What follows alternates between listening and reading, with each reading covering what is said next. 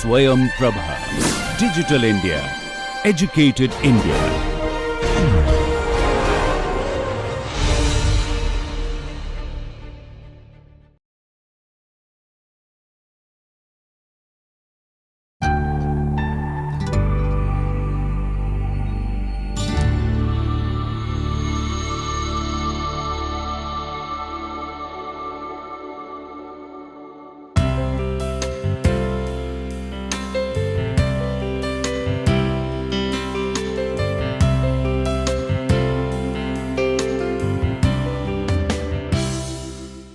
Welcome friends once again to our NPTEL MOOC module on health economics.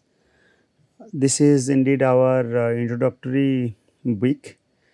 We have already started discussing some of the lectures on economics of health and healthcare, why health is a important economic good, how it is different than that of other goods. However, this is our last lecture of the introduction section. Here we are trying our best to give you the perspective on healthcare through Arrow's understanding, Arrow's conceptions.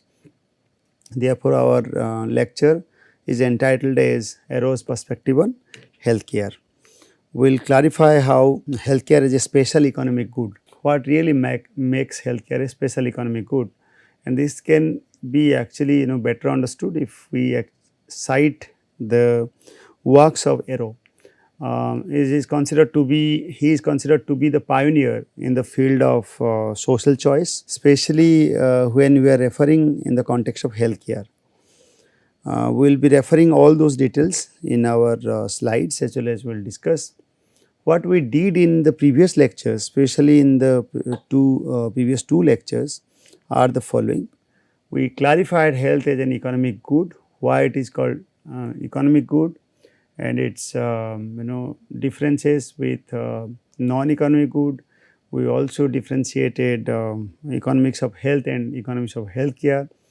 Usually, the basic understanding is on healthcare, but it's not necessarily it is completing the entire discussion. Health is not always a subset of healthcare. It might be addressing different aspects and perspectives. So sometimes it addresses the health in the aggregate sense. Sometimes we target to clarify the specific programs which are indeed focused enough, and that is part of economics of health. We have clarified that. And we also learned that health economics is more complex than it seems, since it has various dimensions and there are risk component attached to the healthcare. Therefore, it has deep rooted dimensions. In this lecture, we will be focusing on what makes health and healthcare different from other economic good. What is it that makes healthcare special? To answer the question, we will look to understand the perspective from Arrow, as I already mentioned. Arrow's perspective on a healthcare industry, which I also discussed in our very first lecture, and I also mentioned about Arrow that he is a pioneer economist. He is a topmost economist who also had paid great importance on healthcare. Now, the contribution of him is focusing on the healthcare industry and also in comparison to other economic industries.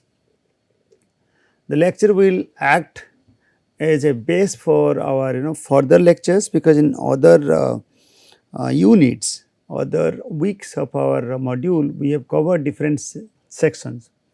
If you have started explaining some of the concepts of Arrow or Debreu theory, you may not just understand everything at this moment. You may have to read our other specific lecture, like insurance I will also try to relate, like behavioral economics, okay. So, where you will clarify things in a better way. So, now who is Arrow? Who is Arrow? We are actually referring to his entire period from 1921 to 2017. And the pioneering work which is famous is actually due to his PhD thesis. Okay, in around 30 years of his age, he submitted the PhD thesis. And I'll also clarify what is that all about. So Arrow was a theoretical economist with extremely broad and diverse interest. His contribution ranged beyond the boundaries of economics that largely include programming, mathematical programming, and simplified versions are also presented in different books. And those programmings not just cover the economic issues, it also includes political and social philosophy.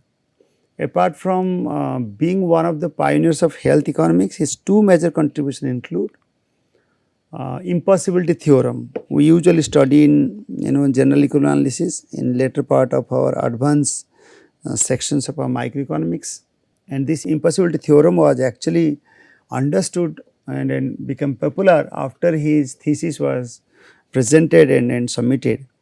And Arrow's, it was referred to the year 1951 as it was called doctoral dissertation.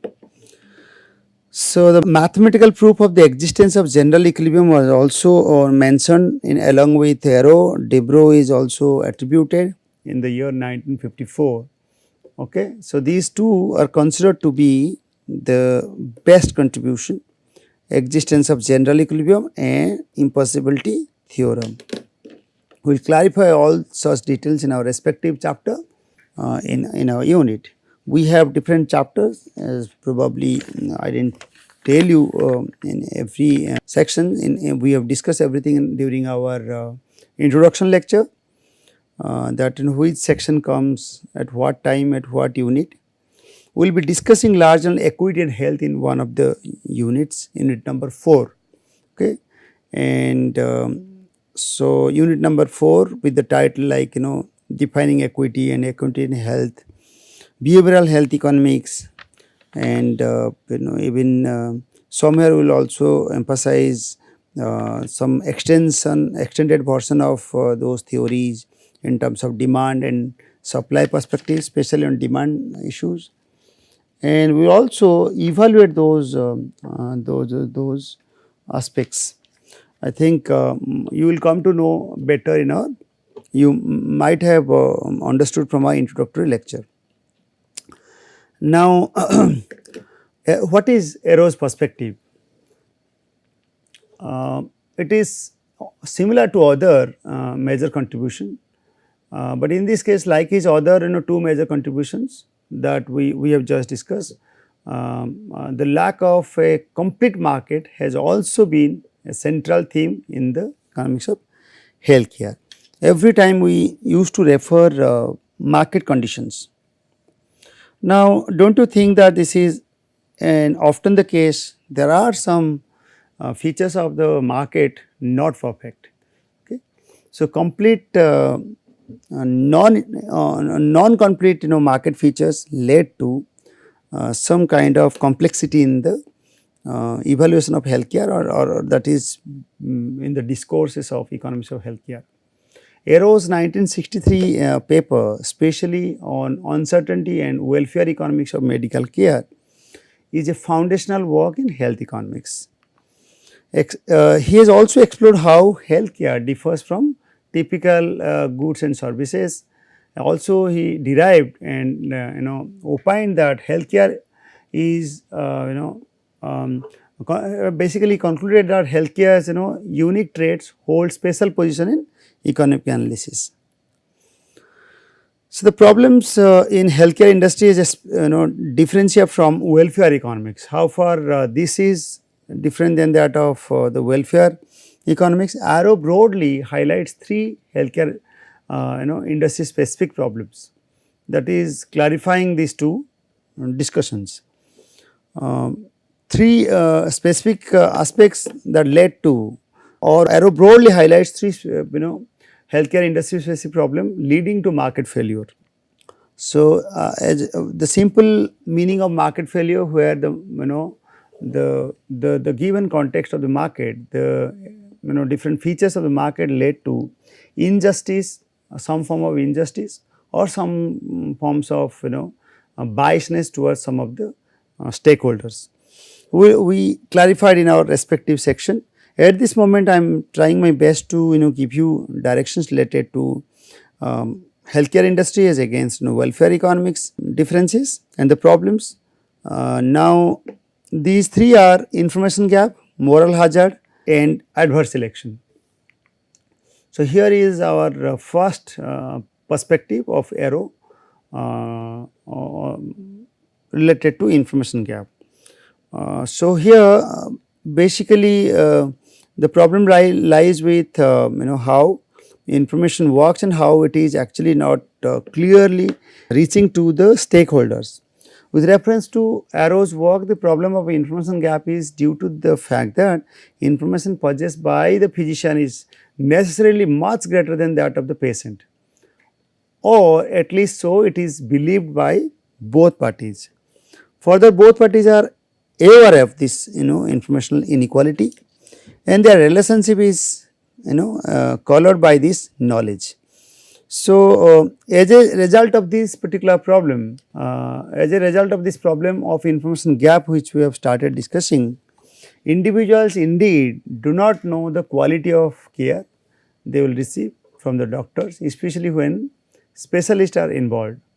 It is important to find good doctors, since the incompetent doctors can cost you your life. But finding good doctors is time consuming and difficult for consumers. So, one way it is expensive, or maybe creating huge disturbances.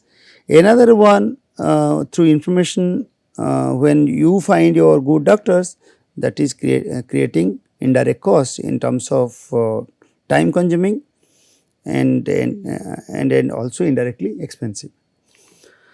So, Arrow's solution to this problem when information gap persists, Arrow perceives entry barrier as the sole method to mitigate uncertainty. So, in this case, entry barrier really matters. One of the directions as proposed, as he mentioned, that licensing prerequisites ensure that physicians have received medical training and possess medical competency. So, if licensing is guaranteed, that this is made as a prerequisite or is mandatory, that means the patients will have a strong confidence on the medical system, and hence a regulator can do it better. If you just leave it to the market may not be actually guaranteeing this perfection in the licensing prerequisites. So, that way it is again linked to the market, market not necessarily 100% ensuring the best licensing structure. So, Arrow mentioned it very clearly that licensing prerequisites are necessary to lessen the information gap, especially at the entry level. Unlike Milton Friedman, we are also referring at this moment the works of Friedman on licensing requirements, who regarded this as a means to establish a government sanctioned monopoly, leading to reduced supply and higher prices. So, yes, when we are actually guaranteeing licensing mechanism, it is considered to be valid in the international context that government eventually became the monopolist, and when that is somewhere guaranteed, yes, that might compromise the supply and also eventually raise the price level of the consultations or care, and then believe that market competition would eliminate incompetent doctors. So, in Friedman, as contrast to the Arrow's work, we just mentioned that if we leave it to the government, that might be monopolized, hence that will have negative negative implications. However, market may guarantee eventually eliminate incompetent doctors if consultations are not, if patients are actually not visiting those doctors. So, in that case market may correct, but it depends upon which kind of consumers you have or the patients you have, and how the income is actually flowing, how the market is all about.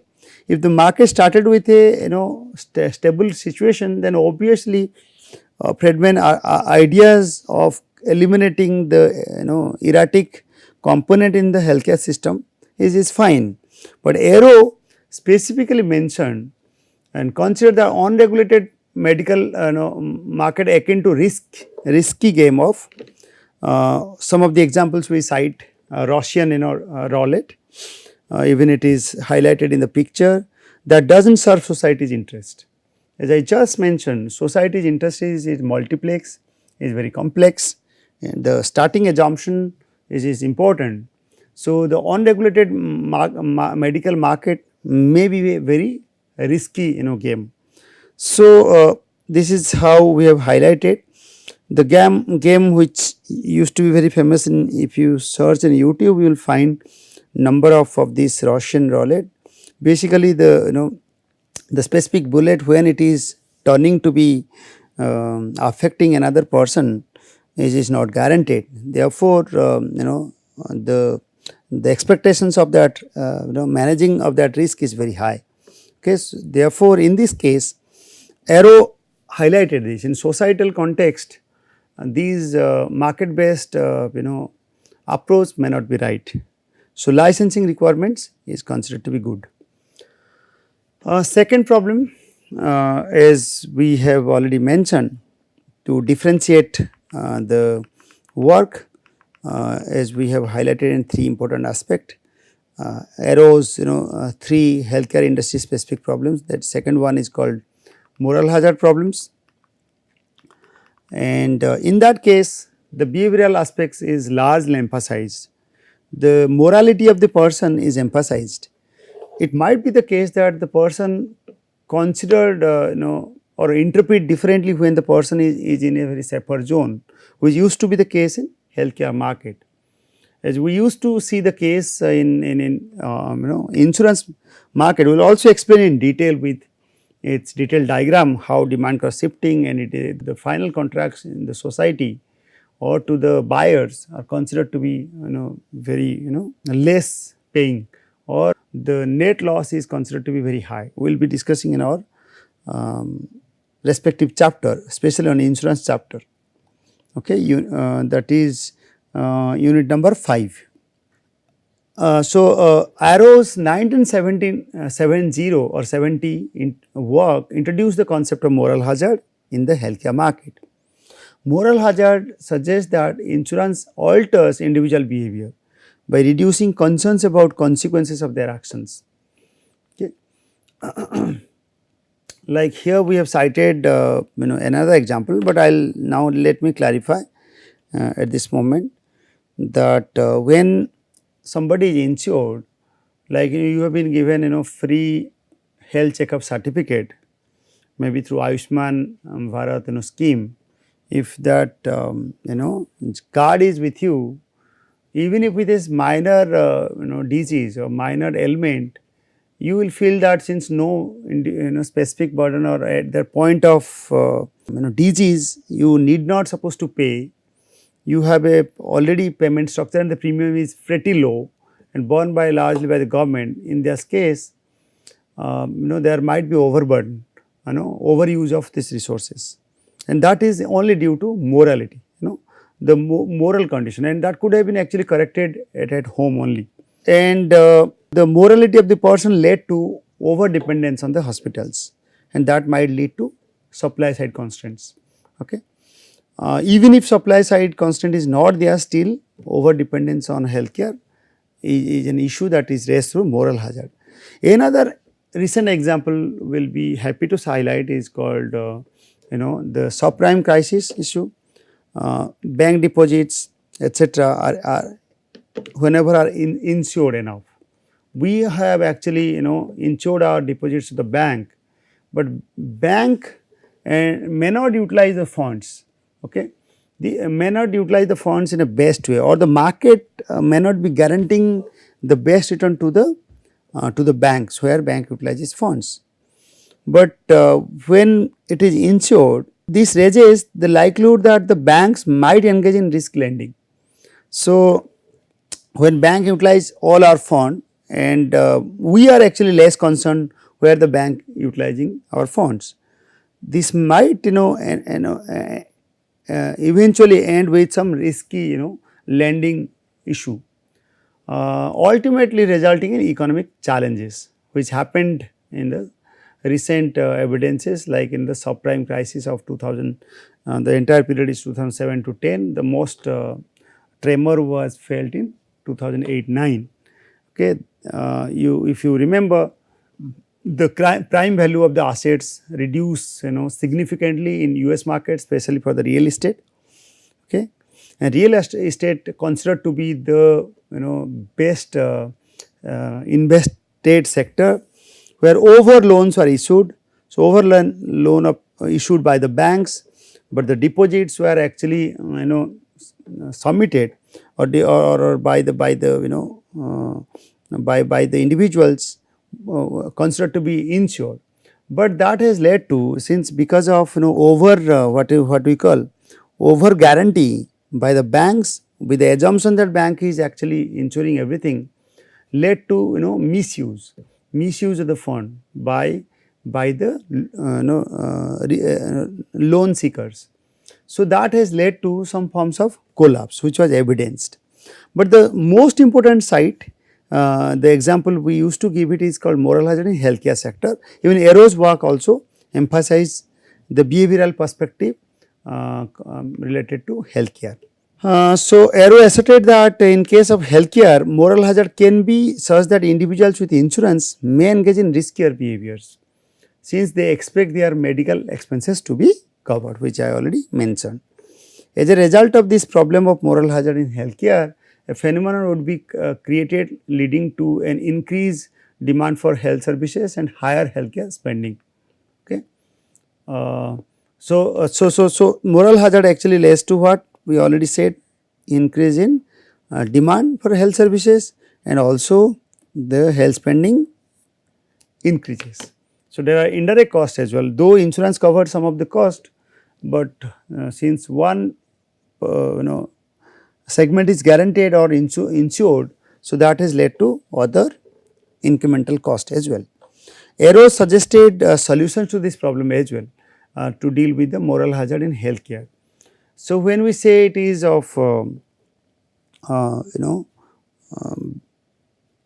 fully insured individuals with very minimum or negligible payment as premium, or one time payment is given, or if single payer is given, in that case, to avoid this, co-insurance can be a solution, is a solution as proposed by Arrow. In that case, co-insurance, this means individual pay a significant portion of their healthcare cost as well. Okay, and even it might be in different phases as well.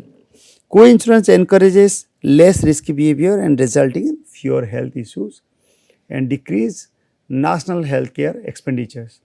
It has been already evaluated by many research papers, authors in their paper, how moral hazard problem actually has caused higher expenditure. Co-payment, you can also take a research problem in your work, that how far co-payment or co-insurance is correcting the problems of moral hazard. The third problem, this is on moral hazard problem. This is what we have discussed about the information gap. The third one is here is called the adverse selection issue, ACE. Adverse selection, they are all connected. Market failure, which is explained in different microeconomics books, especially I will refer Holverian introductory microeconomics as well as advanced microeconomics books, that is simply called microeconomic analysis. You please read the chapter called adverse selection. It is a result of of information gap. It is also a result of moral hazard issue. It is also, this leads to the problems of market failure. The final problem in the healthcare market, Aero specifically mentioned on adverse selection, and this is really arises. This really arises because information about their health, individuals, specifically individuals or the patient possesses more information about their health than the insurers. So, what is the context here, that when the individual patient possesses more information than the insurers usually set a premium based on average calculation, okay, average based evaluation method. So, that amount is actually imposed as a amount for premium. However, in reality, individuals are actually not same.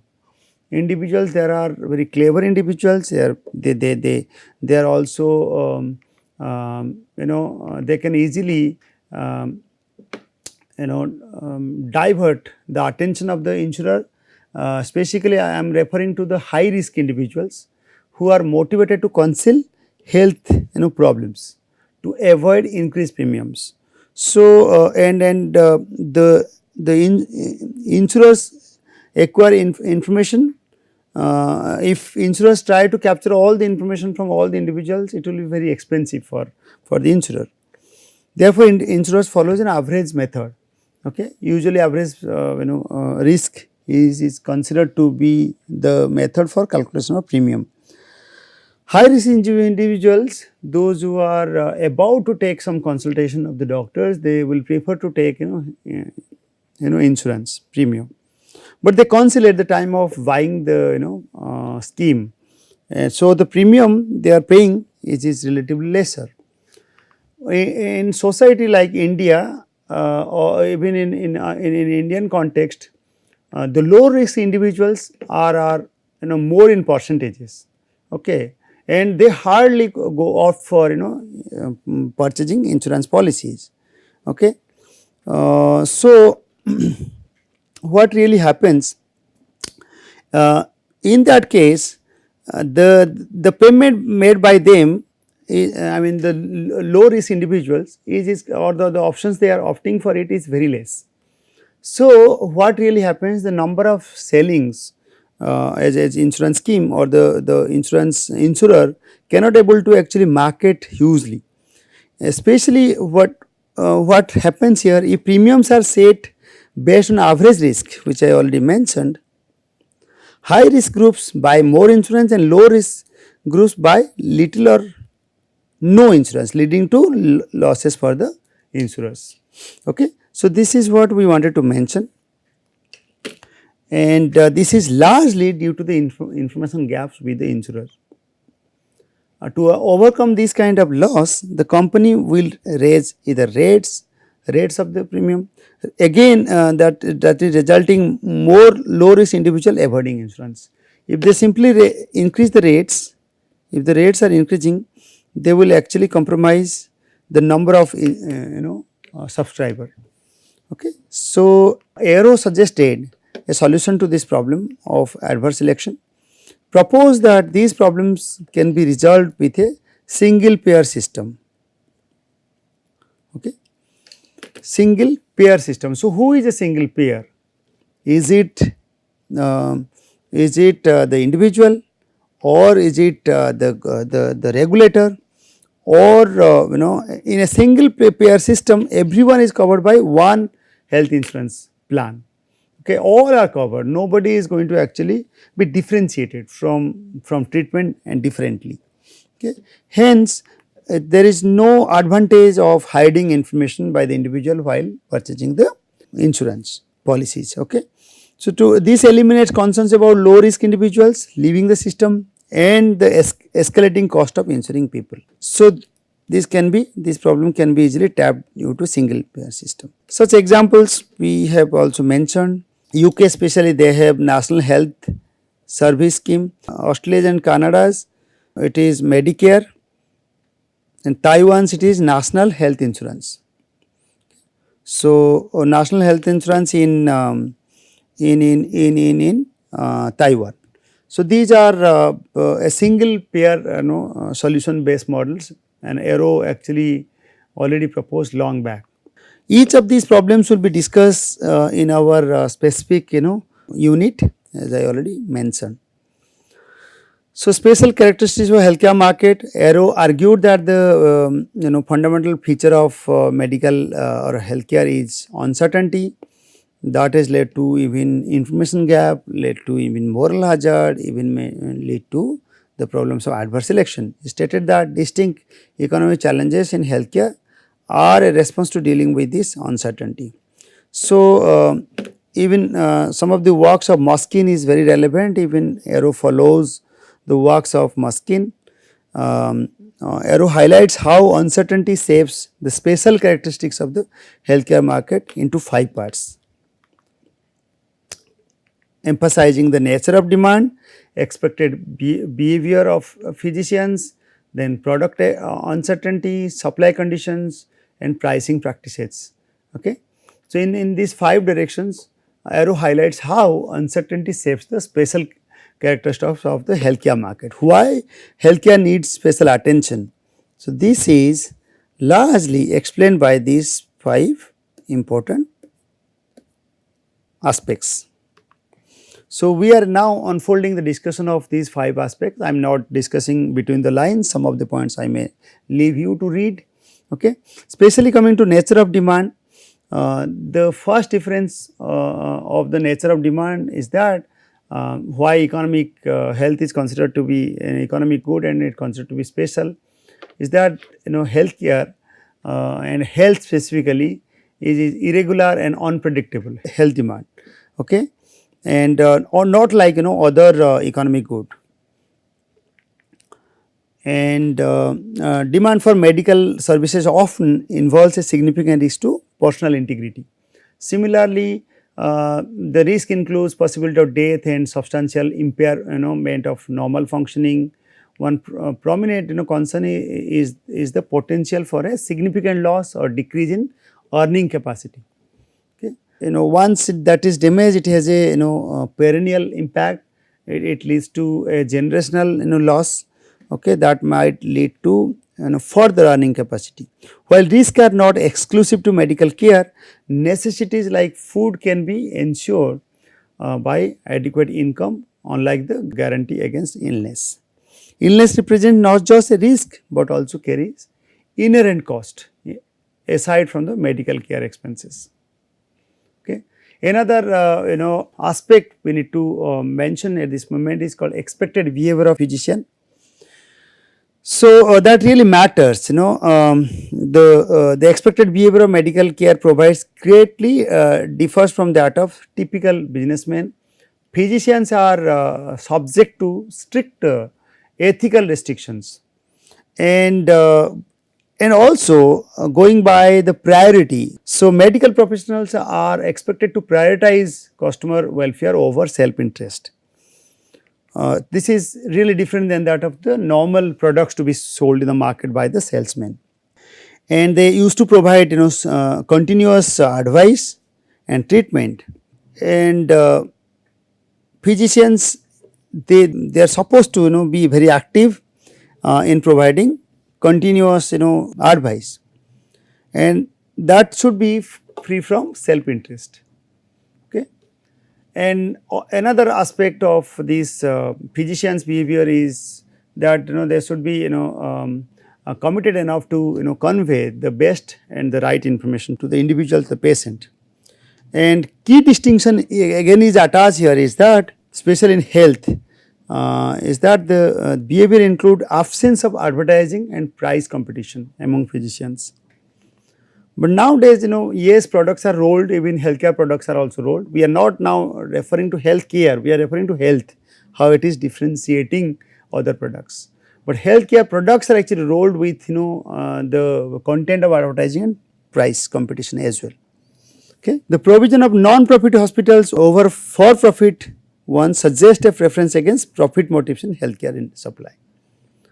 So, relating to the behavior of physicians, Aero advocated certain research gaps that to be quoted here. A needed piece of research can be a study of the exact nature of the variations of medical care received and medical care paid for as income rises. This research might still have potential benefits in understanding physician behavior. Another feature is called product uncertainty. I think you can easily understand, and accordingly you will realize how health is a special economic good. Okay, uncertainty about quality of medical care is exceptionally high compared to other commodities. Predicting a recovery from disease is an uncertain as predicting disease occurrence. So, unlike most commodities allow learning from experience, several illness cases do not offer luxury due to inexperience. Okay. The level of uncertainty in terms of utility variation is much greater in several medical cases than infrequent expenses like housing and cars. This uncertainty in medical care indeed exhibit a unique characteristics. It significantly differs between patient and the physicians. Physicians possess really complex information which is which is usually absent in the normal commodities, and treatment consequences, especially complex information related to treatment consequences then the patients, and both parties are aware of this information gap. They know that there is information gap. So, other aspects I think I will suggest you to read. Another point is called supply conditions. The supply of a commodity depends on, of course, the net return. Competitive theory typically dictates this, that supply depends on the net returns compared to alternative resource allocation. However, this competitive market deviates significantly in the context of medical care. Especially we are referring to licensing restrictions exist in the medical profession, limiting the entry and increasing healthcare cost unlike typical competitive markets. The restrictions on entry through licensing is not unique to medicines and extends to various other professions as well. Another noteworthy aspect is that the high cost of medical education today, which in many places are primarily subsidized and do not proportionally burden students. Especially in Indian case it is AIMS, it is highly subsidized, not creating burden, as a product is actually not rolled in as per the market structure. Social non-market forces are also important, whether those non-market forces are public or private, strongly influence both quality and quantity of healthcare supply. Quality control measures such as licensing laws, medical school standards constrain this diversity of medical care offering, etc. Despite the potential for substitutions, physicians really maintain a central role in the healthcare segment. Last one to discuss with focus on pricing conditions. The medical profession is known for unique pricing practices. Extensive income based price discrimination is one. Another one is historical preference for free for service. Basically, when we say extensive income based price discrimination, this includes providing free or reduced cost services for indigent patients, whereas historical preference for fee for service one is patients are actually billed for each specific services provided by the healthcare providers. And this opposing alternatives like prepayment such as health insurance plans, etc. These attitudes distinguish the medical profession from business practices. The differences in pricing practices have implications for competition and price flexibility. While price competition is often discouraged among physicians, the apparent rigidity of prices in healthcare may not fully represent the flexibility that exists, even though ethical considerations impact price adjustments as well. So, we have discussed all sort of directions to clarify arrows, implications or the perspective on healthcare. Most healthcare systems are complex as we know, and the behavior of the consumers and the providers of healthcare are very different from the competitive market structure for any other commodity. This has two implications we discussed already.